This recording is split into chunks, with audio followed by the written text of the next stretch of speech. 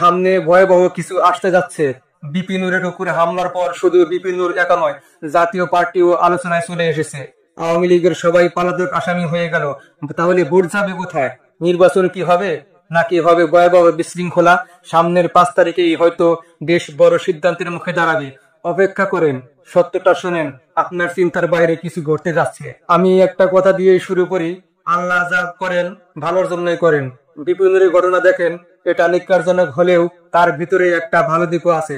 কারণ বিপিনুর শুধু গণ অধিকার পরিষদের নেতা নয়, বরং বিপিনুর নামটাই আলাদা ব্র্যান্ড।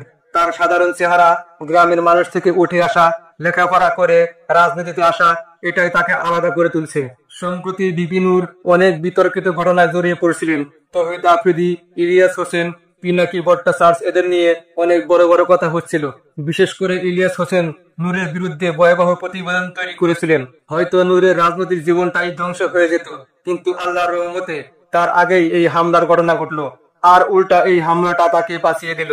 দেখেন, আজ ইলিয়াস হোসেনও নূরের পক্ষে দাঁড়ালেন। সাংবাদিক, রাজনৈতিক দল সবাই নূরের পাশে। এতে কি লাভ হলো? নূরের দল গণ অধিকার পরিষদ হঠাৎ করে আলোচনায় চলে আসলো। শুধু তাই না, জাতীয় পার্টিও আলোচনায় আসলো। জাতীয় পার্টি আগে থেকেই রাজনীতিতে আছে, 9 বছর দেশও চালিয়েছে। তারাই একমাত্র বিরোধী দল যারা গত সরকারকে বৈধতা দিয়েছে। কিন্তু এবার পরিস্থিতি অন্যরকম। আওয়ামী লীগের বড় বড় নেতারা এখন পলাতক আসামি। নির্বাচন কমিশনও বলছে পলাতক আসামিরা নির্বাচনে দাঁড়াতে পারবে না।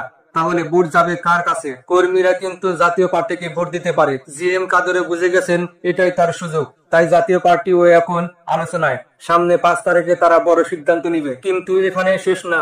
আওয়ামী লীগের এতদিনের খেলা, রাজাকার স্লোগান, ছাত্র শিবির নিয়ে মিথ্যা প্রচারণা, এগুলো মানুষ আর মানছে না। এখন মানুষ সত্যটা বুঝতে পারছে। আল্লামা দেলোয়ার হোসেন সাঈদীর মামলার মতো অনেক ষড়যন্ত্রই বেরিয়ে আসছে। আন্তর্জাতিক ভাবেও শেখ হাসিনা আর তার গ্যাং এখন কিলার হিসেবে পরিচিত। জাতিসংঘ থেকে শুরু করে সব মিডিয়া পর্যন্ত জানে তাদের অপরাধের কথা। এই অবস্থায় কেউ ডক্টর ইউনূস স্যারকে সরিয়ে বন্দুকের মুখে ক্ষমতা নেওয়ার সাহস পাবে না। তবে আগামী দিনগুলোতে বিশাল অস্থিরতা আসতে পারে। সরকারও বলছে নির্বাচন বাধাগ্রস্ত হতে পারে। 5 তারিখে অনেক কিছু স্পষ্ট হয়ে যাবে, আর 9 তারিখে আরো বড় সত্য বেরিয়ে আসবে। তাই অপেক্ষা করেন, চোখ কান খোলা রাখেন। দেশের রাজনীতি নতুন মোড় নিতে যাচ্ছে। কেউ এই জাতিকে আর অন্ধ বানাতে পারবে না।